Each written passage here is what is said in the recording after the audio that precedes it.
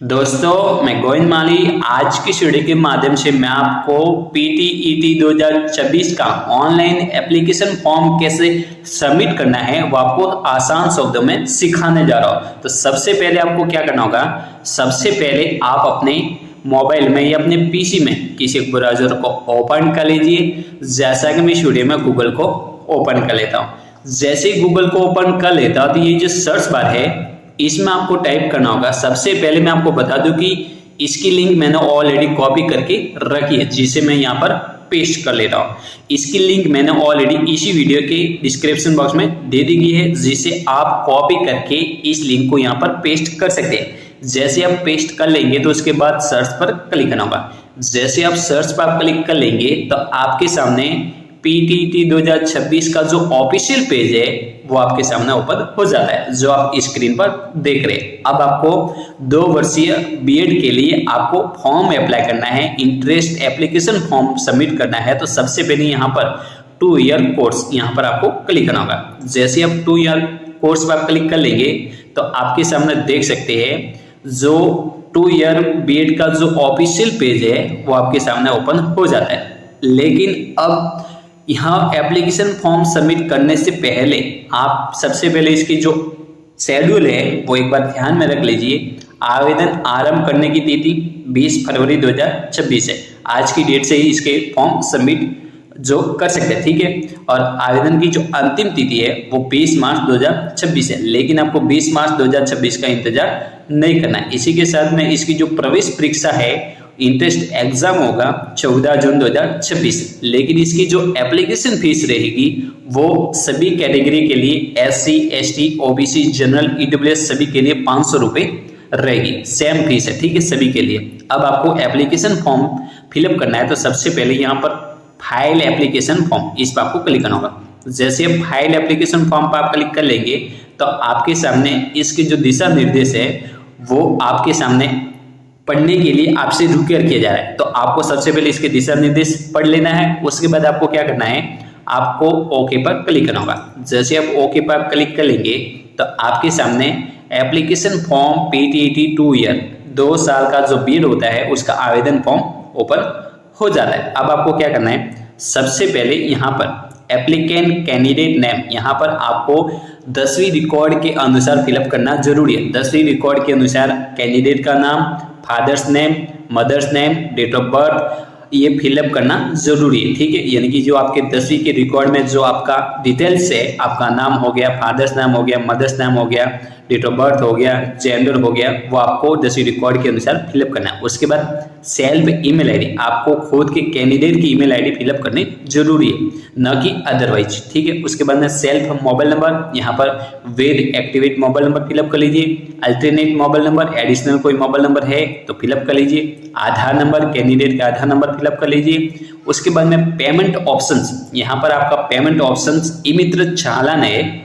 यहाँ पर आपके सामने एक केवल ई मित्र चालान जनरेट करने का है, लेकिन कुछ दिन के बाद आपके सामने अदर पेमेंट मोड भी आ जाएगा, जिसके लिए आपको या तो 1-2 दिन वेट कर लेना है, या आप ई मित्र चालान जनरेट करके आपको क्या करना है, ये डिटेल्स फिलअप करके ई मित्र चालान सेलेक्ट करके उसके बाद में प्रोसेस पर क्लिक करना होगा। जैसे आप प्रोसेस पर क्लिक कर लेंगे आपके सामने upload your latest passport size photograph, signature, left hand thumb. अब आपको क्या करना है, अब आपको अपना पासपोर्ट साइज, नवीनतम पासपोर्ट साइज फोटो यहाँ पर अपलोड कर लीजिए, सिग्नेचर यहाँ पर अपलोड कर लीजिए, लेफ्ट हैंड थंब अपलोड कर लीजिए। जैसे आप ये तीनों डॉक्यूमेंट अपलोड कर लेते हैं तो उसके बाद नेक्स्ट पर क्लिक करना होगा। जैसे आप नेक्स्ट पर क्लिक कर लेंगे तो आपके सामने इसका जो विस्तृत विवरण फॉर्म है वो ओपन हो जाता है। अब आपको क्या करना है, अब आपको सबसे पहले जेंडर सेलेक्ट करना होगा। जो भी जेंडर श्रेणी है उसे सेलेक्ट कर लीजिए, मेल फीमेल जो भी है उसे सेलेक्ट कर लीजिए। विवाहिक स्थिति को सेलेक्ट कर लीजिए। यदि आप फीमेल कैंडिडेट है और आप विवाहित है, मैरिड है, तो आपको अपना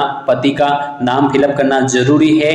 और यदि आप मेल कैंडिडेट है और आप मैरिड है तो आप अपनी पत्नी का नाम फिलअप करना जरूरी है, ठीक है। उसके बाद आपको क्या करना है, उसके बाद बोनाफाइड डिटेल्स, यहाँ पर मूल निवासी होने का जो डिटेल्स है वो शो करना जरूरी है। उसके बाद आपको क्या करना होगा, स्टेट ऑफ बोनाफाइड, आपका मूल निवासी स्टेट सेलेक्ट कर लीजिए, जो आपका राज्य है उसे सेलेक्ट कर लीजिए। राज्य सेलेक्ट करने के बाद आपका डिस्ट्रिक्ट सेलेक्ट कर लीजिए। मूल निवास प्रमाण पत्र संख्या यहाँ पर फिलअप कर लीजिए, यानी कि आपके पास मूल निवासी प्रमाण पत्र होना जरूरी है। सर्टिफिकेट डेट, जारी डेट फिलअप कर लीजिए। उसके बाद आपकी जो कैंडिडेट कैटेगरी है वो सेलेक्ट करनी होगी। इसमें आप देख सकते हैं कैटेगरी श्रेणी, यहाँ पर जिस भी कैटेगरी से है, जनरल से है तो जनरल सेलेक्ट कर लीजिए। यदि आप ईडब्ल्यूएस कैंडिडेट है तो ईडब्ल्यूएस सेलेक्ट कर लीजिए। जो भी कैंडिडेट है ओबीसी है तो ओबीसी, एससी है तो एससी, एसटी है तो एसटी। मान लीजिए कि आप ओबीसी कैंडिडेट है, नॉन क्रिमिनल कैंडिडेट है तो आपको ओबीसी नॉन क्रिमिनल। उसके बाद में माइनॉरिटी अल्पसंख्यक श्रेणी से है तो आपको यस करना है, नहीं तो नो, ठीक है। उसके बाद टाइप ऑफ माइनॉरिटी, यदि आप यस कर लेंगे तो आपकी जो भी माइनॉरिटी है उसे सेलेक्ट करना होगा। जो भी है जैसे कि मुस्लिम, सिख, जो भी है उसे सेलेक्ट कर लीजिए। यदि नहीं है तो नो सेलेक्ट कर लीजिए। उसके बाद बिलोंग टू स्पेशली एरिया, यदि आप एसटी सेलेक्ट करते हैं और आप टाडा क्षेत्र से है तो टाडा सेलेक्ट कर लीजिए, शहरी क्षेत्र से है तो शहरी सेलेक्ट कर लीजिए, और नहीं है तो नॉन सेलेक्ट कर लीजिए। यदि आप टाडा एसटी कैंडिडेट है तो सेलेक्ट करना जरूरी है, ठीक है। यदि आप एसटी कैंडिडेट नहीं है तो आपको सेलेक्ट करने की जरूरत नहीं रहेगी। उसके बाद में यदि आप तलाकशुदा डिवोर्स कैंडिडेट है तो यस सेलेक्ट कर लीजिए। विडो है, विधवा है तो यस सेलेक्ट कर लीजिए। डिफेंस पर्सनल देयर वार्ड से संबंधित है तो सेलेक्ट कर लीजिए, नहीं तो नो, ठीक है। उसके बाद फिजिकली हैंडीकैप्ड, यदि आप दिव्यांग कैंडिडेट है तो आपको यस करना है, और यस करेंगे तो आपकी जो सेकंड श्रेणी है लोकोमोटर से संबंधित, लो विजन से संबंधित, हियरिंग से संबंधित, मेंटल से संबंधित, जो भी है उसे सेलेक्ट कर लीजिए। और उसके बाद यदि नहीं है तो नो सेलेक्ट कर लीजिए, ठीक है। उसके बाद आपको क्या करना है, आपका जो कैटेगरी सर्टिफिकेट है, जिस भी कैटेगरी से संबंधित है उसके प्रमाण पत्र, यानी कि आपके पास मूल निवासी प्रमाण पत्र और जाति प्रमाण पत्र होना जरूरी है। तो यहाँ पर जाति प्रमाण पत्र के जो सर्टिफिकेट नंबर होते हैं वो यहाँ पर फिलअप कर लीजिए। यदि ईडब्ल्यूएस कैंडिडेट है तो ईडब्ल्यूएस के नंबर फिलअप कर लीजिए। उसके बाद में जो भी सर्टिफिकेट है उसके जारी होने की डेट यहाँ पर फिलअप कर लीजिए। उसके बाद आपको क्या करना है, उसके बाद यहाँ पर परमानेंट एड्रेस, आपका परमानेंट एड्रेस मूल निवास के हिसाब से फिलअप कर लीजिए। उसके बाद में स्टेट सेलेक्ट कर लीजिए, डिस्ट्रिक्ट सेलेक्ट कर लीजिए, तहसील सेलेक्ट कर लीजिए, पिन कोड फिलअप कर लीजिए और पोस्ट ऑफिस का नाम फिलअप कर लीजिए। उसके बाद यदि आपका परमानेंट एड्रेस और करंट एड्रेस सेम है तो यहाँ पर सेलेक्ट कर लीजिए, और सेम नहीं है तो फिलअप कर लीजिए, ठीक है। उसके बाद आपको क्या करना है, पेरेंट्स इनकम, यहाँ पर पेरेंट्स इनकम डिटेल्स, आपकी जो भी फैमिली इनकम है 0 से 2 लाख या 2 लाख से 6.5 लाख, उसे सेलेक्ट कर लीजिए। उसके बाद आपको क्या करना है, exam paper medium and centre details, यहाँ पर आपका मीडियम ऑफ द एग्जामिनेशन, आपका पेपर हिंदी में मीडियम चाहिए या इंग्लिश में, जो भी आपका पेपर मीडियम चाहिए उसे सेलेक्ट कर लीजिए, ठीक है। उसके बाद में choose examination district preference, 2 district preference select करना होगा। जो भी आपका एग्जाम सेंटर डिस्ट्रिक्ट है उसे सेलेक्ट कर लीजिए, जो आप अपने हिसाब से सेलेक्ट कर सकते थे, ठीक है। दोनों डिस्ट्रिक्ट को सेलेक्ट कर लीजिए। उसके बाद में यहाँ पर क्वालिफाइड एग्जाम डिटेल्स, यहाँ पर आपका जो भी क्वालिफाइड एग्जाम डिटेल्स है वो सेलेक्ट करना जरूरी है। तो सबसे पहले सेकेंडरी, यहाँ पर 10वीं का रिकॉर्ड फिलअप करना है, जिसमें यहाँ पर अपना बोर्ड सेलेक्ट कर लीजिए 10वीं का। सीबीएसई है तो सीबीएसई सेलेक्ट लीजिए, अदर बोर्ड है तो अदर, ठीक है। उसके बाद में 10वीं का ईयर सेलेक्ट कर लीजिए, passing year, maximum mark fill up कर लीजिए, ऑप्शनल मार्क फिलअप कर लीजिए, परसेंटेज ऑटोमेटिकली आ जाएंगे।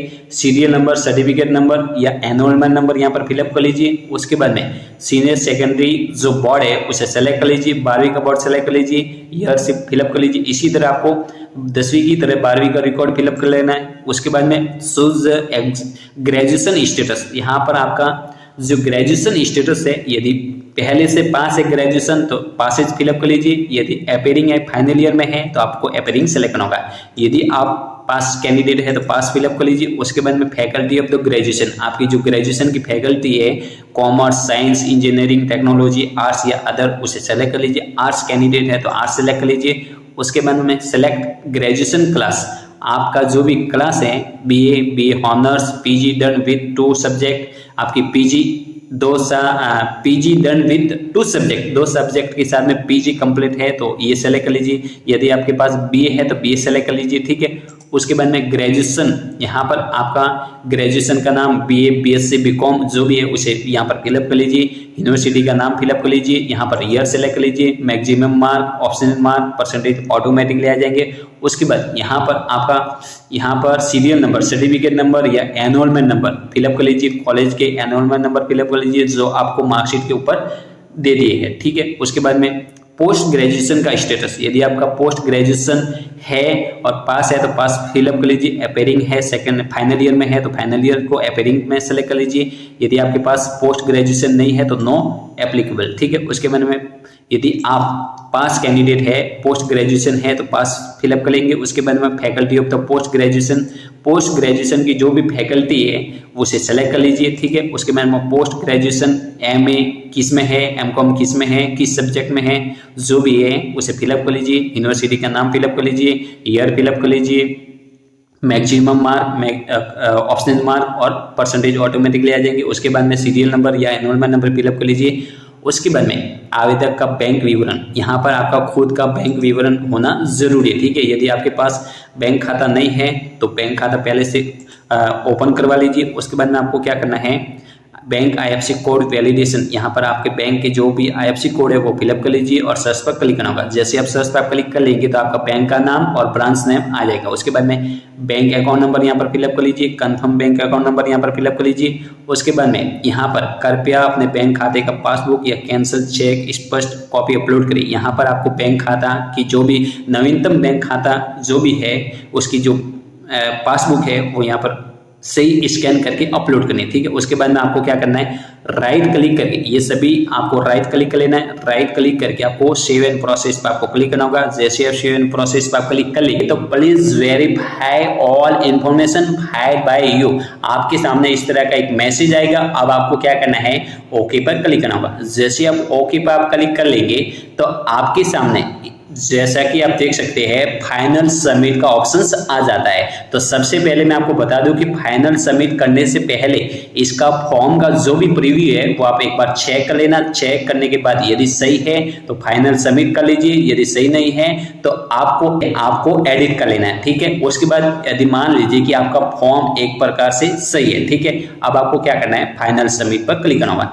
जैसे आप फाइनल सबमिट पर क्लिक कर लेंगे तो आपके सामने देख सकते हैं, आपके सामने आपका जो पेमेंट इनवॉइस है वो आ जाता है। अब आपको क्या करना है, यहाँ पर राइट क्लिक करके प्रिंट, यहाँ पर प्रिंट पर क्लिक करना होगा। जैसे आप प्रिंट पर क्लिक कर लेंगे तो आपके सामने ई मित्रा का जो चालान है वो जनरेट हो जाएगा। जैसे आप ई मित्रा का चालान जनरेट हो जाएगा तो उसके बाद आपको ई मित्रा पर जा करके, नजदीकी ई मित्रा पर जा करके आप अपना जो भी पेमेंट है वो पे करवा लीजिए। आपका ई मित्रा पर पेमेंट हो जाता है तो आपको वापस इसी वेबसाइट पर आपको आ जाना है। उसके बाद में रीप्रिंट एप्लीकेशन फॉर्म पर क्लिक करना होगा। जैसे आप रीप्रिंट एप्लीकेशन फॉर्म पर आप क्लिक कर लेंगे तो उसके बाद यहाँ पर आपको चालान नंबर पर क्लिक करना होगा और उसके बाद चालान नंबर फिलअप करके, डेट ऑफ बर्थ फिलअप करके जैसे आप प्रोसेस पर क्लिक कर लेंगे तो आपके सामने आपके जो पेमेंट स्टेटस और एप्लीकेशन फॉर्म है वो डाउनलोड करने के ऑप्शंस आ जाएंगे। उसके बाद आप आसानी से अपना एप्लीकेशन फॉर्म और जो पेमेंट रिसिप्ट है वो डाउनलोड कर पाएंगे। तो दोस्तों इस तरह आप पीटीईटी 2026 का जो एप्लीकेशन फॉर्म है वो आसानी से